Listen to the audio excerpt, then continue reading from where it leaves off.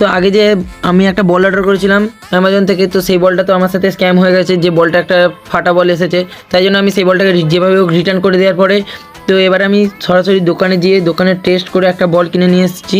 তো দোকানে তো আনবক্সিং করেই ফেলেছিলাম, তো চলো এবার মাঠে এসে ভালো করে আনবক্সিং করি তোমাদের সাথে। তো বাক্সটা খুলতেই প্রথমে বেরিয়ে এলো আমাদের বলটা, তারপরে এলো পিন।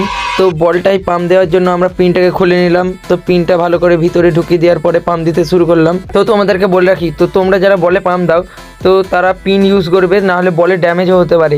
এছাড়াও এই বলের অনেক কাজ রয়েছে, তো তোমরা যদি জানতে চাও তাহলে তোমরা কমেন্ট করে জানাতে পারো। তো এবার বলটা ড্রপ টেস্ট করে দেখাচ্ছি, দেখো কত সুন্দর বলটা ড্রপ খাচ্ছে।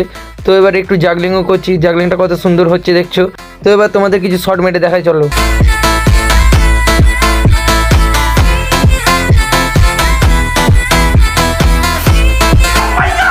তো বন্ধুরা ভিডিওটা ভালো লাগে তাহলে চ্যানেলটাকে লাইক, কমেন্ট এবং সাবস্ক্রাইব করে দাও। বাই, দেখা হচ্ছে নেক্সট ভিডিওর সাথে।